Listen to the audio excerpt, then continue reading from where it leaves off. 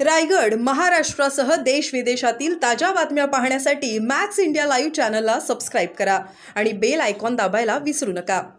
मुंबईकडे जाणार आहे आणि तशी तयारी पण झाली। काय परिणाम होऊ शकतो आणि सरकार खरंच या संपूर्ण प्रकरणाकडे कशा पद्धतीने लक्ष देत आहे आणि सरकारच्या वतीने हे आंदोलन थांबवण्यासाठी किंवा इतर कुठले प्रयत्न केले जातात त्यात आता खूप मोठ्या प्रमाणात लोक असतात। हे बघा 100 गाड्या जरी मुंबईला गेल्या तरी मुंबईचं ट्रॅफिक जाम होणार आहे। त्यामुळं मुंबईमधली कायदा आणि सुव्यवस्था निश्चित बिघडणार आहे। आम्ही गेल्या 8-10 दिवसापासून महाराष्ट्रासमोर सांगतोय। मुळात अशा पद्धतीनं झुंडशाही तीही गणपती उत्सवच्या कालावधीमध्ये अशा पद्धतीच्या झुंडशाहीने जर मुंबईमध्ये गेलोत तर मुंबईमधल्या सर्वसामान्य माणसाचा नोकरदारांचा चाकरमानी माणसांच्या खूप मोठ्या समस्या तिथं उभ्या राहणार आहेत आणि मुंबईमध्ये दंगल घडू शकते हे मी पहिल्या दिवसापासून सांगतोय। त्यामुळं महाराष्ट्राचे मुख्यमंत्री महोदय आणि महाराष्ट्राचं पोलीस प्रशासन आणि त्यांचा गुप्तचर विभाग त्यांना या सगळ्या गोष्टीची कल्पना असायलाच पाहिजे, असेलच आणि ते या आंदोलनाला बरोबर सांभाळतील असा आज रोजी आमचा विश्वास आहे। परंतु यामधून महाराष्ट्रामध्ये प्रचंड मोठी दुही निर्माण होणार आहे।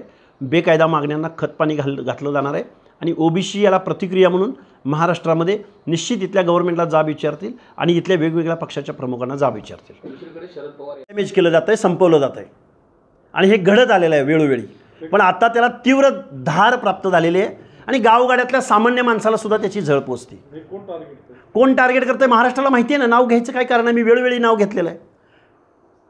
आमच्यातल्या मिरच्या नेहल्या, आमच्या खळ्यावर आलं, आमची वैरण नेली, नाव भीती। अरे मी भीत नाही। 350-400 किलोमीटर अंतर पार करून अंतरवली सराटीमध्ये येऊन उपोषण केलंय, भ्यायचं काय कारण? हां, आम्ही व्यवसाय केला, आम्ही गावगाड्यामध्ये सगळी कामं केली, पडेल ती कामं केली। आम्ही सामाजिक दुजाभाव वर्षानुवर्ष पेलला, त्याच्या रिप्रेझेंटेशनसाठी आरक्षण आहे राव। आणि आम्ही गरीब झालोय, गरिबीसाठी थोडंच आरक्षण आहे। गरिबी का आली या प्रश्नाचं उत्तर कुणीतरी कधीतरी शोधावं आणि खेदानं नमूद करावं असं वाटतंय। प्रत्येक पक्षाचा नेता यावर बोलायला तयार नाही, हे वाईट आहे। महाराष्ट्राच्या सामाजिक स्वास्थ्यासाठी वाईट आहे। कोणच एकही नेता पुढे येऊन बोलायला तयार नाही की हा ओबीसींच्या बाबतीमध्ये हा दुजाभाव होतोय, ओबीसी तळात गाडला जाईल, ओबीसीचं काहीही उरणार नाही। ओबीसीच्या बाजूनं दुर्दैवानं या महाराष्ट्रामध्ये एकही नेता, बरं पुढारी बोलत नाहीत ती नाहीत, एकही साहित्यिक बोलायला तयार नाही, एकही विचारवंत बोलायला तयार नाही, एकही लेखक बोलायला तयार नाही, एकही सामाजिक शास्त्रज्ञ बोलायला तयार नाही, एकही सन्माननीय न्यायालयाचा रिटायर्ड जज बोलायला तयार नाही, एकही पत्रकार बोलायला तयार नाही, लेखक बोलायला तयार नाही। बरं झालं तुम्ही मला सांगितलं ते, पण माझा तुमच्यावर भरोसा आहे की माझा आवाज तुम्ही महाराष्ट्रामध्ये सर्वांपर्यंत पोहोचवताय। देवेंद्र फडणवीसांनी सर्रास प्रमाणपत्र वाटप केले जातात, मग सरकार कुठेतरी या सगळ्या मागणीला पाठबळ देते? सरकार टाइमपास करतंय, कारण असे सर्टिफिकेट इश्यू करण्याचा शिंदे समितीला कधीही अधिकार नव्हता, नाही, जबाबदारीनं सांगतोय। शिंदे समितीला सुद्धा तुम्ही हा प्रश्न विचारू शकता। सर्टिफिकेट किंवा नोंदणी पाहणं इथपर्यंत मर्यादित अर्थ त्या शिंदे समितीचा आहे। त्या सर्टिफिकेटद्वारे ओबीसीचं रिझर्वेशन भेटलं पाहिजे हा त्यांना अधिकार नाही, त्यांनीही वेळोवेळी सांगितलेलं आहे। त्यामुळं अहो एखाद्या भटक्याच्या पोराचं एखादं सर्टिफिकेट काढायचं झालं तर ते सर्टिफिकेट इश्यू करण्यासाठी 6 महिने खेटे घालावे लागतात। 1960 पूर्वीचे पुरावे मागितले जातात। एका भटक्याच्या पोराला, एका बलुत्या आलुत्याच्या पोराला सर्टिफिकेट काढायला 6 महिने जात असताना सरकार टेबल लावून तुम्हाला सर्टिफिकेट इश्यू करताय? असं सरकार करू शकतं? अरे सर्टिफिकेट मागायचं असतं, मागितल्यानंतर त्याची छाननी होते, छाननी झाल्यानंतर सर्टिफिकेट इश्यू झाल्यानंतर ते व्हॅलिड का इनव्हॅलिड, इथं स्वायत्त संस्था आहेत त्यात व्हॅलिड का इनव्हॅलिड ठरवण्यासाठी गव्हर्नमेंटला कोणी अधिकार दिला असा टेबल लावून पार्शली सर्टिफिकेट काढून देण्याचा? आज इथं कुणब्याची सर्टिफिकेट काढायला 25,000पासून 4 लाखापर्यंत बोली आहेत। जसजशा पंचायत राजच्या निवडणुका समोर येतील तशी लाखो रुपये मोजून कुणब्याची सर्टिफिकेट या महाराष्ट्रात घेतली जात आहेत आणि ओबीसीचं आरक्षण संपवलं जात आहे। हे मला इथं खेदानं नमूद करावं असं वाटतंय। जो आरक्षण ही मुळात गरिबी हटावची योजना नाही, राशनचं दुकान नाही। रिझर्वेशन या शब्दाचा अर्थ अगदी साध्या भाषेमध्ये सांगतो, कारण मी स्टेट बॅकवर्ड कमिशनचा माझी एक्स मेंबर आहे। Reservation is equal to representation. Reservation हे प्रतिनिधित्वासाठी आहे। संपूर्ण महाराष्ट्राला माझे हात जोडून कळकळीची विनंती आहे, रिझर्वेशन म्हणजे प्रतिनिधित्व आहे। रिझर्वेशन मिळालं म्हणजे प्रत्येकाच्या घरातला कलेक्टर होईल, डोक्यातनं काढून टाका. रिझर्वेशनमध्ये तुम्ही गेला म्हणजे प्रत्येक पोराला मेडिकल ॲडमिशन मिळेल, डोक्यातनं काढून टाका. रिझर्वेशन मिळालं म्हणजे प्रत्येकाच्या घरात आमदार खासदार होतील, डोक्यातनं काढून टाका.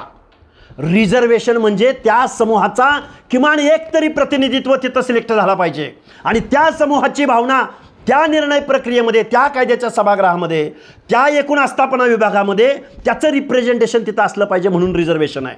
Reservation is equal to representation. Reservation म्हणजे गरिबी हटावचा प्रोग्राम नाही. गरिबी हटावसाठी सोशल वेलफेअर आहे, सोशल असिस्टन्स आहे, शासनाच्या अनेक योजना आहेत ना गरिबी हटवण्यासाठी. अहो गरिबी येते आणि जाते, एखाद्या पिढीमध्ये गरिबी येते जाते, कर्तृत्वानं येते जाते, पण सामाजिक मागासले पण. अरे एखाद्या नाभिकाचा मुलगा त्याच्या घरामध्ये जन्माला आला तर जन्मजातच त्याच्यावर नाभिकाचा शिक्का पडतो. एखाद्या बेरेड समाजाचा मुलगा त्या घरात जन्माला आला तर जन्मजात त्याच्या कपाळावरती गुन्हेगारीचा शिक्का पडतो. एखादा जोशाच्या घरामध्ये जन्माला आला, एखादा बंजारा समाजामध्ये जन्माला आला, तांड्यावर जन्माला आला, जन्मजात त्याच्यावर जातीचा शिक्का पडतो. गेल्या 400-500 वर्षापासून ज्यांच्या बाबतीत सोशल डिस्क्रिमिनेशन झालं त्यांच्या प्रतिनिधित्वासाठी आरक्षण आहे. कुणी सांगितलं तुम्हाला की आरक्षण म्हणजे गरिबी हटवण्यासाठी आहे म्हणून? आमची गरिबाची पोरं, आमची गरिबाची पोरं. श्रीमंती गरिबी येते जाते, पण सामाजिक मागासले पण जन्मानं मिळतो. शेकडो वर्ष आमच्या बापजाद्यांनी या व्यवस्थेमध्ये खपलेल्या आहेत. त्यांनी दुय्यम वागणूक सहन केलेली आहे. ज्याने अन्याय, अत्याचार, शोषण सहन केलं आहे त्या जातीत जन्माला आला म्हणून. यासाठी रिझर्वेशन आहे. Reservation is equal to representation. Reservation is equal to not गरिबी हटाव प्रोग्राम. कसं सांगायचं, किती सांगायचं? अरे तुमचे कोण जजेस आहेत, कुठल्या तुमच्या समितीचे अध्यक्ष आहेत? एकदा ओपन डायसला बोलवा त्यांना समोर, आम्ही संविधानाची तत्त्व त्यांना समजावून सांगू. हे लक्ष्मण हाके पदरचं नाही बोलत, सुप्रीम कोर्टाचं 650 पानाचं जजमेंट आहे. एखाद्या रेव्हेन्यू डॉक्युमेंटमध्ये जर कुणब्याची नोंद सापडली म्हणजे तुम्ही सोशली बॅकवर्ड हे सांगितलं कोणी तुम्हाला?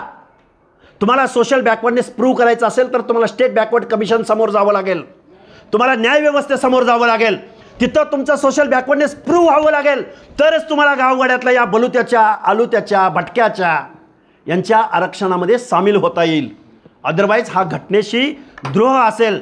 अदरवाईज गावगाड्यातल्या छोट्या छोट्या घटकांच्या हक्क आणि अधिकाराचं ही सगळी चौकट उद्ध्वस्त झालेली असेल.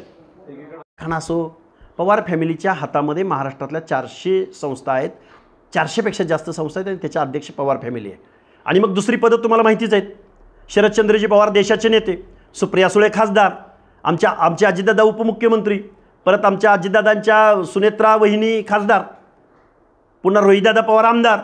किती पदं असावीत तुमच्या एकाच्या घरामध्ये. परत कारखानदार तुम्हीच, सहकारी कारखान्याचे अध्यक्ष तुम्हीच, खाजगी कारखान्याचे डायरेक्टर तुम्हीच, परत बाबा कलानीचे पार्टनर तुम्हीच, पंचशील ग्रुपचे पार्टनर तुम्हीच, पुन्हा तुम्ही बिल्डरांचे पार्टनर तुम्हीच. ब्रिटिश ईस्ट इंडिया नाही कंपनी तुमची. कुठला सोशल जस्टिस? हा कुठली मंडल आयोगाची यात्रा तुम्ही काढताय नागपूरवरून? मंडल आयोगाने हे सांगितलं हा सोशल जस्टिस असू शकतो? महाराष्ट्राच्या मुख्यमंत्र्यांना माझे हात जोडून कळकळीची विनंती आहे, ज्या सासूसाठी आम्ही वाहिलं राहिलो तीच सासू तुम्ही आमच्या बोकांडी बसवलेले आहे. मुख्यमंत्री महोदय साहेब, आम्हाला हे अपेक्षित नव्हतं तुमच्याकडून. कुठं गेला माधव, कुठं गेला ओबीसी DNA तुमचा? करा ना सर्वे एखादा की तुम्हाला मतदान कुणी केलं. आणि काल परवा आमचे महादेवरावजी जानकर काल परवा जालन्यामध्ये बोलले. काय बोलले? आंब्याच्या झाडाला काय, आंबे असतील त्या झाडाला हे मारलं जातं. आणि म्हणे मी काय पालकमंत्री, काय राजेश टोपेंना जालना जिल्ह्याचा पालकमंत्री करणार. जानकर साहेब, तुम्ही आमचे गुरु आहात.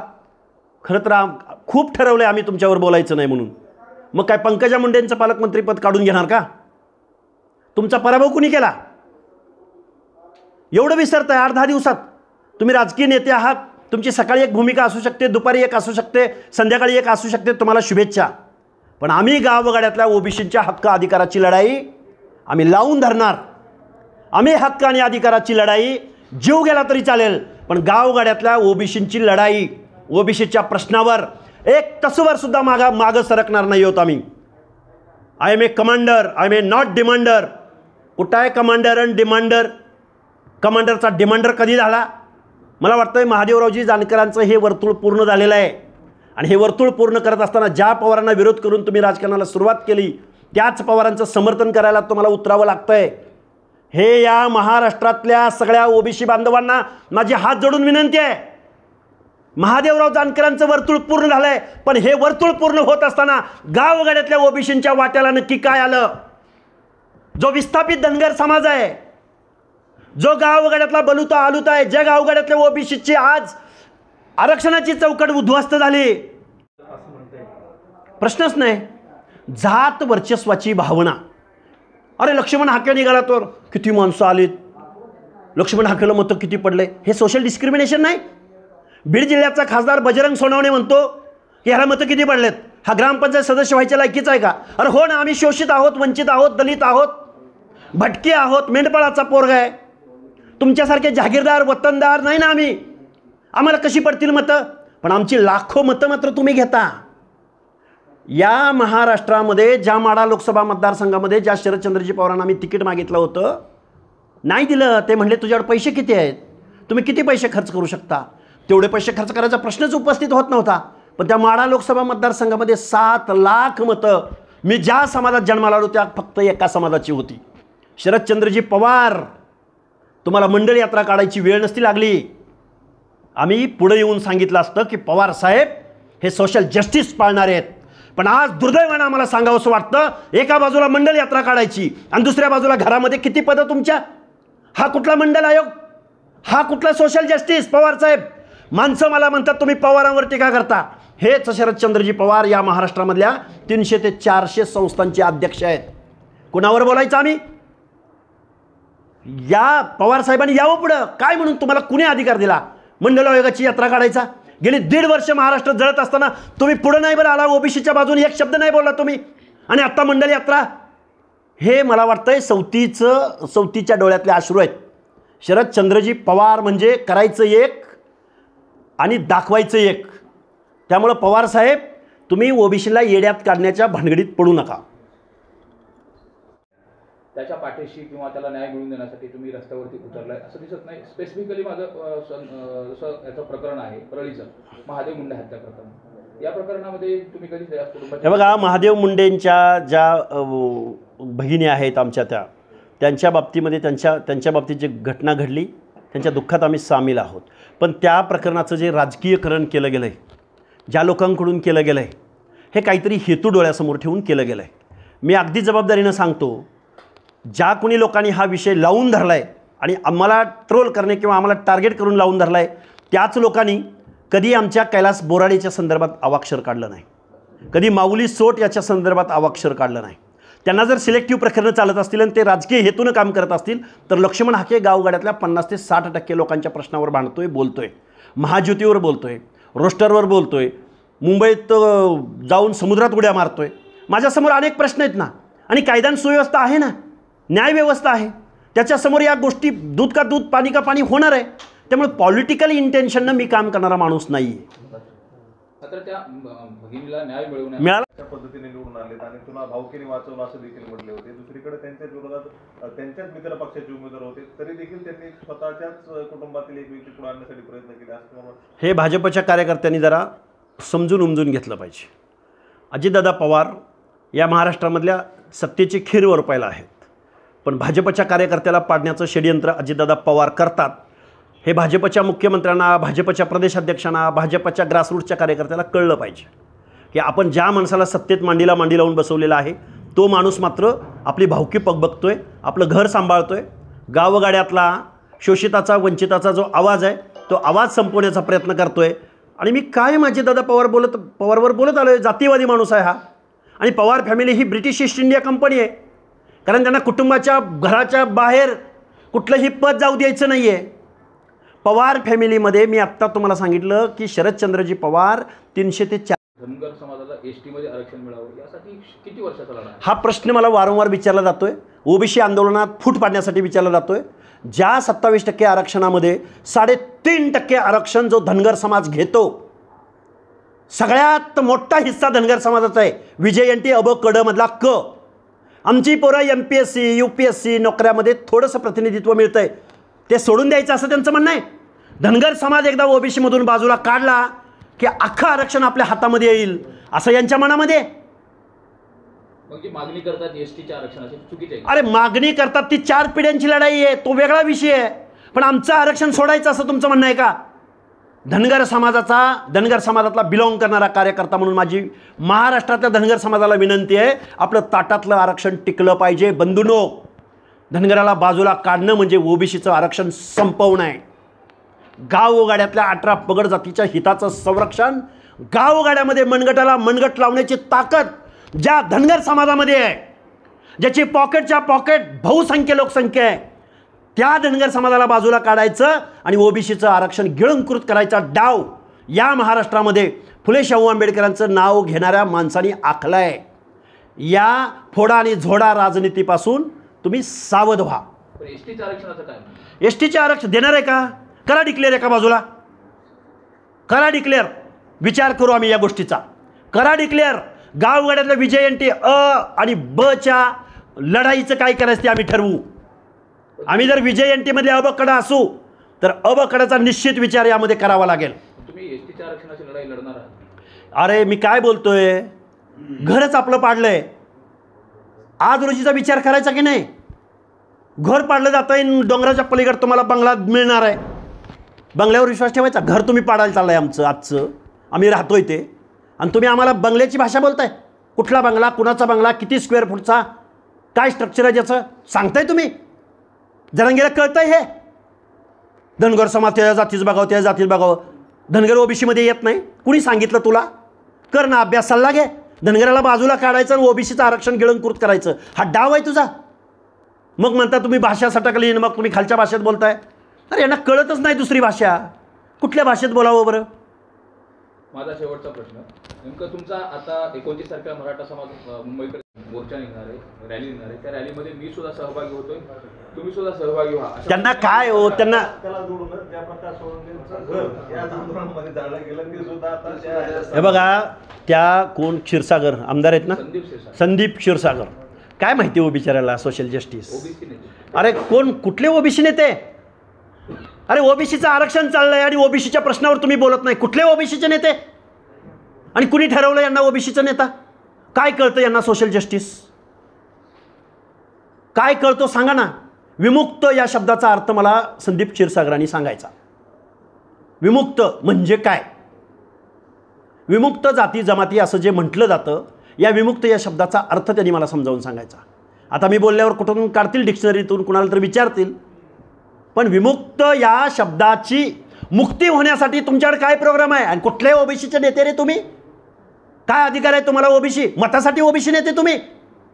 अजिबात नाही. OBCच्या प्रश्नावर बोला. जरांगेला पाठिंबा देऊन OBCचे नेते तुम्ही होता. कसे बरं? नागपूरवरून मंडल यात्रा काढून तुम्ही जरांगेला पाठिंबा देता? हा डुप्लिकेटपणा आहे, निव्वळ डुप्लिकेटपणा. त्यामुळे सत्ताधारी असो की विरोधक असो, प्रत्येकाला OBC बांधव जाब विचारेल. संदीप क्षीरसागर त्यांना काय इशारा असेल? आता शेवटी सगळं तुम्ही सुद्धा रस्त्यावरची लढाई सुरू करणार आहेत, मग सरकार ज्या भूमिका घेत आहे त्या भूमिकेच्या अनुषंगाने काय इशारा असेल? माझं गव्हर्नमेंटला, महाराष्ट्राच्या मुख्यमंत्र्यांना, 2 उपमुख्यमंत्र्यांना आणि महाराष्ट्राचे विरोधी पक्षनेते, राहुल गांधी म्हणतात जातनिहाय जनगणना झाली पाहिजे. राहुल गांधी म्हणतात OBCला आम्ही गेल्या 20 वर्षात समजून घेतलो नाही, चूक झाली. त्याच महाराष्ट्रामध्ये या महाराष्ट्रातल्या काँग्रेस नेत्यांचा OBC बाबतची काय भूमिका आहे? जरांगेंना लेखी पत्र देणारे जालन्याचे खासदार, या महाराष्ट्रामध्ये जरांगेंना रसद पुरवणारे, फ्युएल पुरवणारे, जरांगेचं आंदोलन मोठे करणारे राजेश टोपे काल कुठल्या अधिकारानं त्या मंडल यात्रेत सामील झाले? तुम्ही पडला म्हणून तुम्हाला OBC आठवला? कशामुळं? काय आहे बीडच्या खासदारांची भूमिका? त्या मंडल यात्रेत सामील व्हा आणि बोला की OBCच्या हक्क अधिकाराला धक्का लागता कामा नये. करावं बजरंग सोनवणेंनी जाहीर, राजेश टोपेंनी जाहीर करावं. तुम्ही मनोज जरांगेच्या तर बाजूला राहा, नाही तर OBCच्या तर बाजूला राहा. तुम्ही कसं काय दोन्ही बाजूला राहता राहो? लेखी पत्र देणारे तुम्ही जरांगेंच्या आंदोलनाला जाऊन, आणि आज तुम्ही मंडल यात्रा काढताय. मला वाटतं हे ओबीसीच्या तरुणांना अतिशय चांगल्या पद्धतीनं कळून चुकलेलं आहे। या महाराष्ट्रातल्या प्रत्येक पुढाऱ्याला, राजकारण्याला, पक्षाला आमचा ओबीसी बांधव जाब विचारेल। बीडचे आमदार आणि आंदोलन कधीपासून कसं सुरू होईल? हे बघा, आम्ही निश्चित महाराष्ट्रामध्ये ओबीसीची संघर्ष यात्रा निघेल, पण आम्ही मुंबईमध्ये जाऊन ट्रॅफिक जाम करणार नाही आहोत, काउंटर आंदोलन देणार नाही आहोत। आम्ही महाराष्ट्रातल्या प्रत्येक जिल्ह्यामध्ये जाऊ। आमचा पहिला टप्पा पूर्णही झालेला आहे। येऊ घातलेल्या 2-4 दिवसामध्ये आम्ही आंदोलनाची दिशा निश्चित करणार आहोत आणि गावगाड्यातल्या 18 पगड जातीला बरोबर घेऊन, व्यवस्थेला चॅलेंज करून नव्हे, आम्ही संविधान मानणारे आहोत। मंडल आयोग दिन ज्या दिवशी साजरा झाला महाराष्ट्रामध्ये 7 ऑगस्टला, त्या दिवशी जरांगेंनी ह्या मंडल आयोग कधी साजरा झाला, कुणी साजरा केला, का साजरा केला गेला, त्यांना माहीत आहे का? जे आरक्षण मागायला निघालेत ना ते कुणी लागू केलं? त्या दिवशी हे काय करत होते? त्यामुळं हे आरक्षण मागणं वगैरे हा फारसं आहे। आरक्षण संपवणं हा त्यांचा डाव आहे आणि या डावापासून महाराष्ट्रातल्या अर्ध्या ओबीसी लोकसंख्या असणाऱ्या बांधवांनी जागं झालं पाहिजे। त्यांना आरक्षणाचं पडलं नाही। तुमचं आरक्षण संपवणं, गावगाड्यामधल्या सरपंच पदापासून महापौर पदापर्यंत हे आरक्षण गिळंकृत करण्याचा डाव फुले शाहू आंबेडकरांच्या महाराष्ट्रात घातला जातोय, तेव्हा सावध। हे बघा, जरांगेंचा पॉलिटिकल अजेंडा आहे। मी महाराष्ट्रात नेहमी सांगत आलो आहे, महादेव जानकरांचा पराभव कुणी केला, खैरेंचा पराभव कुणी केला, पंकजा मुंडेंचा पराभव कुणी केला, हे आम्ही सांगत आलो आहे ना महाराष्ट्रामध्ये। आणि त्यांचा पॉलिटिकल अजेंडा होता आणि आत्तासुद्धा पंचायत राजच्या निवडणुका डोळ्यासमोर ठेवूनच ते मुंबईला निघालेले आहेत। मुंबईचं ट्रॅफिक जाम करून, मुंबईची कायदा सुव्यवस्था विस्कळीत करून, बिघडवून काय मिळणार आहे त्यांना? त्यांना काय कळतं आरक्षणामधलं? मी नेहमी सांगतोय, काय कळतं जरांगेंना आरक्षणामधलं? शासन काय निर्णय देतं, कुठला GR तुमच्या हातात देतं, त्या GRचं पुढं काय झालं ह्याचं काय सांगता येईल का जरांगे पाटलांना? मला वाटतंय 4 चांगल्या माणसांनी पुढं आलं पाहिजे। कधीच ओबीसी आणि मराठा असा वाद महाराष्ट्राच्या भूमीमध्ये नव्हता। त्या वादाचं मूळ शरदचंद्रजी पवारांच्या सांगण्यावरनं जरांगे नावाचं हे मूळ महाराष्ट्राच्या मानगुटीवर बसलंय आणि महाराष्ट्राचा भाईचारा बिघडलाय। धनंजय मुंडेची पॅरी आहे असं वाटतं का? त्याच्यामध्ये पंकजा मुंडे असतील, भुजबळ असतील किंवा इतर ओबीसीचे जे मंत्री असतील, नेते असतील? असं मी म्हणणार नाही, पण दुर्दैवानं जनता म्हणते, ओबीसी बांधव म्हणतात। हे मात्र मला नमूद करावं लागेल, बोलावं लागेल। कारण मी नाही बोललो तर उद्या मला म्हणतील तुम्ही विरोधकावर टीका करताय पण तुम्ही स्वतःच्या माणसावर बोलत नाही। बोलावं लागेल दुर्दैवानं हे, की नक्की काय झालं आहे। एकदा महाराष्ट्राच्या मुख्यमंत्र्यांनी श्वेतपत्रिका जाहीर करावी, किती तुम्ही कुणब्याची सर्टिफिकेट दिलेत, आणि एकदा जाहीर करावं की उद्या पंचायत राजच्या निवडणुकामध्ये, स्थानिक स्वराज्य संस्थांमध्ये आम्ही कुणाला तिकीटं देणार आहोत। जर अर्लियर गेल्या 6 महिन्यात, वर्षा 2 वर्षात ज्यांनी कुणब्याची सर्टिफिकेट घेतले ते जर उमेदवार होणार असतील तर प्रत्येक पक्षाला माझं सांगणं आहे की तुमच्या विरोधामध्ये आमचा ओबीसी उभा राहील आणि ओबीसी बांधव ओबीसीला मतदान करतील। नोंद शोधणार का शिंदे समिती ओबीसीचं सर्टिफिकेट देणार? हे प्रश्न मिळाले पाहिजेत, या प्रश्नाची उत्तर मिळाली पाहिजेत। तेव्हा महाराष्ट्रातला ओबीसी प्रचंड जो सुशिक्षित तरुण आहे, नोकऱ्यामधला रोस्टर पाळला जात नाही, नोकर भरतीमध्ये रोस्टर पाळला जात नाही, बदलीच्या धोरणामध्ये रोस्टर पाळला जात नाही, महाज्योतीला निधी मिळत नाही, पंचायत राजमध्ये आज गावोगावी कुणब्याची सर्टिफिकेट काढली गेलेली आहेत। हीच लोकं उद्या पंचायत राजमध्ये निवडणुकीला उभी राहणार आहेत। तेव्हा सक्षम असणारे, शासक असणारे, राज्यकर्ती जमात म्हणून महाराष्ट्रामध्ये ज्यांची ओळख आहे, ज्यांनी या महाराष्ट्राची समाजव्यवस्था गावगाडा रन केला आहे, तीच माणसं जर गावगाड्यातल्या बलुत्याच्या, आलुत्याच्या, भटक्यांच्या या प्रतिनिधींच्या विरोधामध्ये उभी राहिली तर त्या स्पर्धेमध्ये ही टिकतील का लोक? तेव्हा शरदचंद्रजी पवारांनी मंडल यात्रा काढण्याऐवजी मनोज जरांगेंचं आंदोलन मोठं केलं, त्यांच्या मागण्यांना खतपाणी घातलं, बेकायदा मागण्या असतानासुद्धा, आणि एवढा प्रगाढ राजकारणामधला अनुभव असताना, ज्यांना लोकनेता म्हटलं जातं, ज्यांची महाराष्ट्रावर छाप आहे, त्या शरदचंद्रजी पवारांनी पार्शिलिटी केली। लोकसभेला त्याचा फायदा झाला, तसाच विधानसभेला त्याचा फायदा होईल या ते आविर्भावामध्ये होते, परंतु विधानसभेला कमालीचा ओबीसी भटके विमुक्त एकत्र आले आणि शरदचंद्रजी पवार यांच्या महाविकास आघाडीला कात्रजचा घाट त्यांनी दाखवला। मग आता ओबीसी आपल्यापासून दूर गेला आहे, तर आता आपण काय करायचं? एका बाजूला जरांगेला तू चल मुंबईला म्हणायचं आणि दुसऱ्या बाजूला ओबीसींना म्हणायचं चला नागपूरमधून तुम्ही मंडल यात्रा काढा। ही जी काही एक दोगली नीती शरदचंद्रजी पवार आणि त्यांचा पक्ष राबवतोय, मंडल यात्रा काढण्याचा शरदचंद्रजी पवारांना कोणता नैतिक अधिकार आहे? कधीतरी एकदा शरदचंद्रजी पवार जी खूप मोठे नेते आहेत, महाराष्ट्राचे माजी मुख्यमंत्री राहिलेले आहेत, देशाचे नेते राहिलेले आहेत, त्यांनी कधीतरी येऊन महाराष्ट्रातल्या ओबीसींना सांगितलं पाहिजे, पवारसाहेब नाही आवडलेलं ओबीसींना, कारण तुम्ही एका बाजूला झरांगेंना एवढं रसद पुरवली, त्यांचं संपलेलं आंदोलन तुम्ही उठवून बसवलं आणि तुम्ही आता मंडल यात्रा काढताय. कळलेलं नाही ह्या महाराष्ट्रातल्या ओबीसींना. ओबीसी प्रचंड संभ्रमावस्थेत आहे आणि त्या ओबीसीच्या या भावनांना, या आवाजाला दिशा देण्याचं काम आम्ही येऊ घातलेल्या 3-4 दिवसामध्ये आम्ही पत्रकार परिषद घेणार आहोत. आणि महाराष्ट्रामध्ये ओबीसीचं आंदोलन कसं असेल, ती संघर्ष यात्रा असेल का, ती कुठल्या कुठल्या जिल्ह्यामध्ये जाईल, किती किलोमीटरचा रोडमॅप असेल, किती दिवस यात्रा चालेल आणि किती दिवस किती सभा होतील आणि मग ओबीसींना काय लाईन द्यायची, या संदर्भात आम्ही 2-4 दिवसामध्ये मोठी पत्रकार परिषद घेऊ आणि ओबीसीच्या आंदोलनाची दिशा स्पष्ट करू. हे बघा, मंडल आयोग ज्यावेळी भारतभरामध्ये ज्यावेळी सर्वोच्च न्यायालयाच्या 9 जजेसच्या खंडपीठानं मंडल आयोग इम्प्लिमेंट संदर्भातला निर्णय आला, तो निर्णय आल्यानंतर पूर्ण भारत देशामध्ये सगळ्यात पहिल्यांदा अशा पद्धतीचं एक्झर्शन कुणी केलं असेल तर ते बिहारनं केलं. महाराष्ट्रानं पहिल्यांदा केलं असं जर कोण सांगत असतील तर ती ओबीसीच्या डोळ्यामध्ये धूळ फेकण्यासारखं आहे. शरदचंद्रजी पवार आणि मंडल आयोगाची देशभरातली अंमलबजावणी आणि त्यावेळी महाराष्ट्राचे मुख्यमंत्री शरदचंद्रजी पवार, एवढा एक योगायोग सोडता शरदचंद्रजी पवारांचं आणि मंडल आयोगाच्या अंमलबजावणी संदर्भातलं कुठलंही योगदान नाही, हे मी पूर्ण दाव्यानिशी जबाबदारीनं विचारानं संपूर्ण महाराष्ट्राला सांगू इच्छितो आहे. गेल्या 1.5-2 वर्षापासून जरांगेंनी आंदोलन उभं केलं. ओबीसीच्या आरक्षणाची चौकट आज रोजी उद्ध्वस्त झालेली आहे.